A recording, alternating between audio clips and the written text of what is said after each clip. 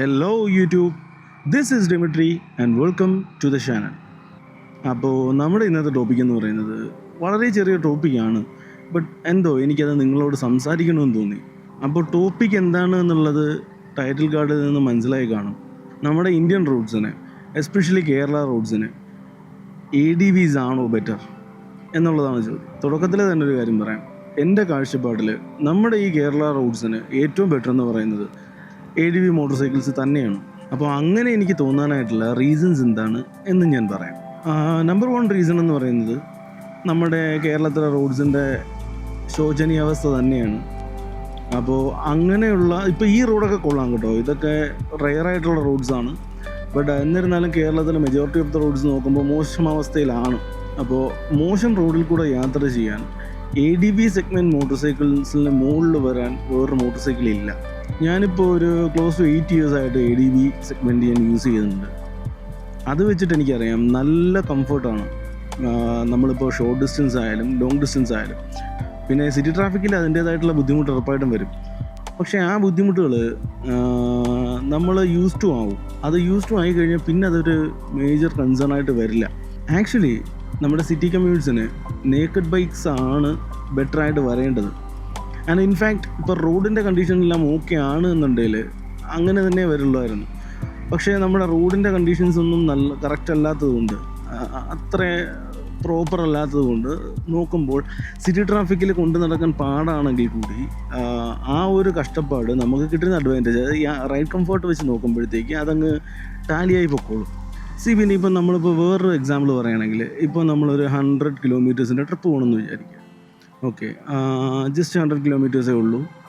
ഇപ്പോൾ പുറത്ത് പല സംസ്ഥാനങ്ങളിലും അല്ലെ വിദേശ രാജ്യങ്ങളിലും നോക്കുമ്പോൾ 100 kilometers എന്ന് പറയുന്നത് അവർക്കതൊരു ഡിസ്റ്റൻസേ അല്ല. അതിൻ്റെ മേജർ റീസൺ എന്ന് പറഞ്ഞാൽ അവരുടെ റോഡെന്ന് പറയുന്നത് അത്ര അഡ്വാൻസ്ഡ്, അത്രയും നല്ല റോഡ്സാണ്, ട്രാഫിക് കൺജഷൻസ് കുറവാണ്. അങ്ങനെ വരുമ്പോൾ ഈ ഒരു 100 kilometers കവർ ചെയ്യാൻ അവർക്ക് കൂടിപ്പോയാൽ അങ്ങറ്റം ഒരു 1 hour മതിയാവും.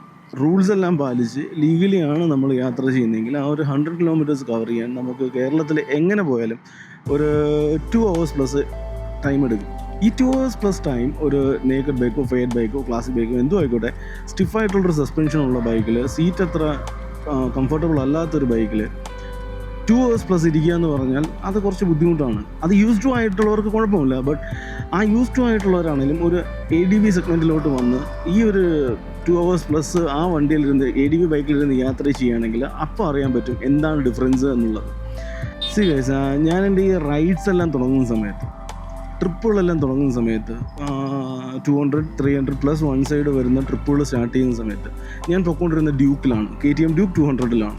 എൻ്റെ ഫ്രണ്ടിൻ്റെ നിന്ന് ബോറോ ചെയ്തായിരുന്നു പൊയ്ക്കൊണ്ടിരുന്നത്. അപ്പോൾ ആദ്യത്തെ പ്രാവശ്യം പോയപ്പോഴൊക്കെ വലിയ പാടായിട്ട് തോന്നി. അത് കഴിഞ്ഞ് ഈ പറഞ്ഞ KTM 200-ൽ, ബട്ട് അത് കഴിഞ്ഞ് ഞാനത് യൂസ് ടു ആയി. അതെല്ലാം കഴിഞ്ഞ് ഞാൻ ഒരു ADV സെഗ്മെൻറ്റിലോട്ട് മാറിയപ്പോഴത്തേക്കാണ് ആ ഒരു ഡിഫറൻസ് എന്തുമാത്രം ഉണ്ടെന്ന്, അതായത് ഡേ ആൻഡ് നൈറ്റ് ഡിഫറൻസ് എന്ന് നമുക്ക് പറയാം. നമ്മുടെ ADV മോട്ടോർ സൈക്കിൾസ് എന്ന് പറയുന്ന ഇന്ത്യൻ റോഡ്സിന് അല്ലെങ്കിൽ നമ്മുടെ കേരള റോഡ്സിന് എന്തുമാത്രം ആപ്റ്റാണ് എന്ന് കാണിക്കുന്നതാണ്.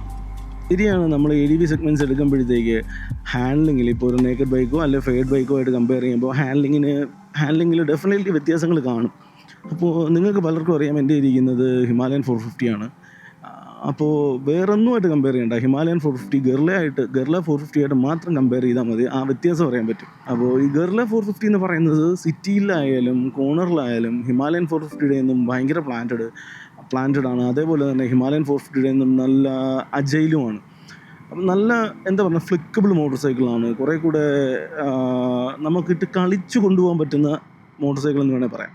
ആ ഒരു ട്രേഡ് ഓഫ് നമ്മൾ ഡെഫിനറ്റായിട്ടും ADV ചൂസ് ചെയ്യുമ്പോഴത്തേക്ക് ശരിയാണ്, ആ ഒരു ട്രേഡ് ഓഫ് വരും. ആ ഒരു ട്രേഡ് ഓഫ് നമ്മുടെ ഈ ലോങ് ഡിസ്റ്റൻസിലായാലും ഡേ ടു ഡേ യൂസേജിലായാലും ആ കിട്ടുന്നൊരു കംഫർട്ടിൽ ഓക്കെ ആവുന്നേ.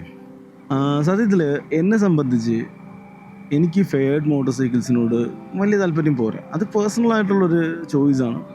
ഫെയർഡ് മോട്ടോർ സൈക്കിൾസ് ശരിയാണ്, അത് കുറേ കാര്യങ്ങളിൽ, അതായത് ഫെയർഡ് മോട്ടോർ സൈക്കിൾസിന് അതിൻ്റേതായ അഡ്വാൻറ്റേജസ് ഉണ്ട്. അതായത് ആ ഒരു എയർ പോക്കറ്റിലിരുന്ന് ഒരു 120+ അല്ലെങ്കിൽ 130+ ഒക്കെ പോകുമ്പോഴത്തേക്ക് കിട്ടുന്ന ഒരു ഫീൽ എന്ന് പറയുന്നത് വേറെ തന്നെയാണ്.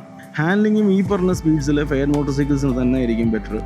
ബട്ട് എന്നിരുന്നാലും എനിക്ക് ഫെയർഡ് മോട്ടോർ സൈക്കിൾസിനോട് അത്ര താല്പര്യം പോലെ ഒരു കാര്യമുണ്ട് കേട്ടോ. എനിക്ക് ഈ പറഞ്ഞ പോലെ ഫെയർഡ് മോട്ടോർ സൈക്കിൾസും കൊണ്ട് ലോങ് റൈഡ് പോകുന്നവരോട് ഭയങ്കര റെസ്പെക്റ്റാണ്.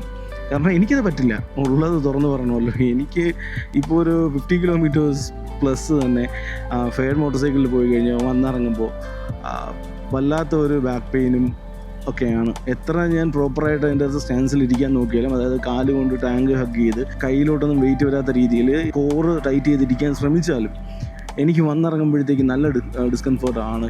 അപ്പോൾ ഞാനത് പറഞ്ഞേ ഉള്ളൂ. നേക്കഡ്സ് അങ്ങനെയല്ല, നേക്കഡ്സിൽ എനിക്ക് ഓക്കെയാണ്, ലോങ് ഡിസ്റ്റൻസ് ചെയ്യാനും ഓക്കെയാണ്. പലരും എനിക്ക് തോന്നിയിട്ടുള്ളത് പലരും ADVs എടുക്കാൻ മടിക്കുന്നതിൻ്റെ ഒരു കാരണം എന്ന് പറയുന്നത് അതിൻ്റെ ഒരു സ്റ്റാൻസ് ആണ്. അതായത് ADVs എന്ന് പറയുമ്പോൾ പൊതുവേ വണ്ടി കുറച്ച് ടോളായിരിക്കും, കാണുമ്പോൾ തന്നെ ഒരു എന്താ പറയുന്നത്, നമ്മളെ ഒന്ന് ഭയപ്പെടുത്തുന്ന രൂപം ഉള്ള വണ്ടികളാണ്. അപ്പോൾ അതുകൊണ്ട് ഒരുപാട് പേര് ADVs നിന്ന് മാറിപ്പോകുന്നുണ്ട്. നിങ്ങളൊന്ന് ട്രൈ ചെയ്ത് നോക്കണം. ഈ ADVs എടുത്ത് നിങ്ങളൊരു ഷോർട്ട് റൈഡൊന്നും ഓടിച്ചു കഴിഞ്ഞാൽ മനസ്സിലാവില്ല.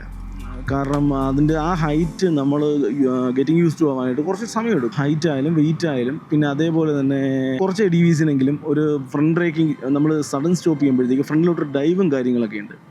അപ്പോൾ അതൊക്കെ യൂസ് ടു ആവാനായിട്ട് കുറച്ച് സമയമെടുക്കും. ആ സമയം കഴിഞ്ഞ് കഴിഞ്ഞാൽ പിന്നെ ADV മോട്ടോർ സൈക്കിൾസ് നിങ്ങൾക്ക് ഈ പറഞ്ഞ കണക്ക് നിങ്ങൾ സ്ഥിരം കൊണ്ടു നടക്കുന്ന മോട്ടോർ സൈക്കിളാണെങ്കിൽ അത് ഏത് ട്രാഫിക്കിൻ്റെ ഇടയ്ക്കും കൊണ്ടു നടക്കും. പിന്നെ നമ്മുടെ ഈ പറയുന്ന ക്രൂസേഴ്സ് എന്ന് പറയുന്നൊരു സെഗ്മെൻ്റ് ഉണ്ട്. ബട്ട് അത് ഇന്ത്യൻ റോഡ് കണ്ടീഷൻസിന് അത് ഒട്ടും പറ്റില്ല. കാരണം നമ്മുടെ നാട്ടിൽ മൊത്തം റോഡ്സിൽ മൊത്തം കട്ടേഴ്സാണ്. ഏതെങ്കിലും ഒരു കട്ടറിൽ കയറി കഴിഞ്ഞാൽ ഒരു 90% ക്രൂസേഴ്സിനും ഒരു 90% ക്രൂസേഴ്സിനും അതിൻ്റെ ആ കട്ടറിൽ കയറുന്നതിൻ്റെ ആ ഒരു ഇമ്പാക്റ്റ് എന്ന് പറയുന്ന റൈഡറിൻ്റെ സ്പൈൻ മുതൽ അങ്ങ് ഉച്ച വരെ എത്തും. അങ്ങനെയുള്ള ഹാർഡ് സസ്പെൻഷനും കാര്യങ്ങളുമാണ് ക്രൂസേഴ്സ് എന്ന് പറയുന്നത്, ക്രൂസേഴ്സിനുള്ളത്. പിന്നെ ഉള്ളൊരു കാര്യം എന്ന് പറഞ്ഞാൽ ADVsൽ നമ്മൾ ഇരിക്കുമ്പോൾ കുറച്ച് ഹയറപ്പായിട്ടാണ് ഇരിക്കുന്നത്.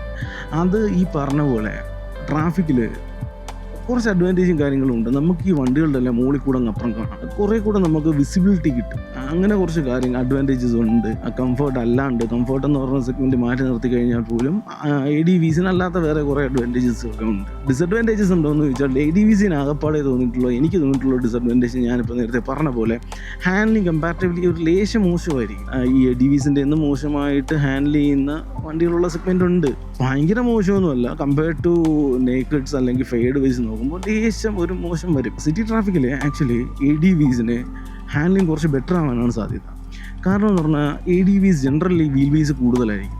ഈ വീൽ ബേസ് കൂടുമ്പോഴുള്ള ഗുണമെന്ന് പറഞ്ഞാൽ വണ്ടിക്ക് സ്റ്റെബിലിറ്റി കൂടും. വീൽ ബേസ് ഷോർട്ടർ ആകുമ്പോഴത്തേക്കും വണ്ടി നിമ്പിളായിരിക്കും, എന്ന് പറഞ്ഞാൽ ഫ്ലിക്കബിൾ ആയിരിക്കും വണ്ടി.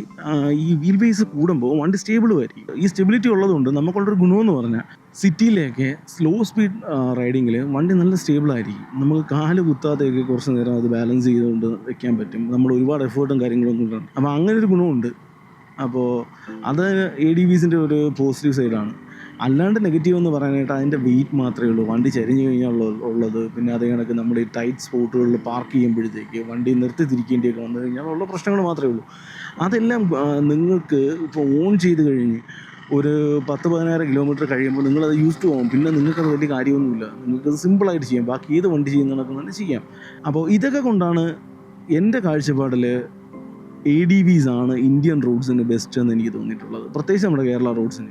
അപ്പോൾ കുഞ്ഞു ടോപ്പിക്കായിരുന്നു, അറിയാം. ഈ വീഡിയോ ഇഷ്ടപ്പെട്ടിട്ടുണ്ടെങ്കിൽ മാത്രം please do subscribe and give me a like. Thank you.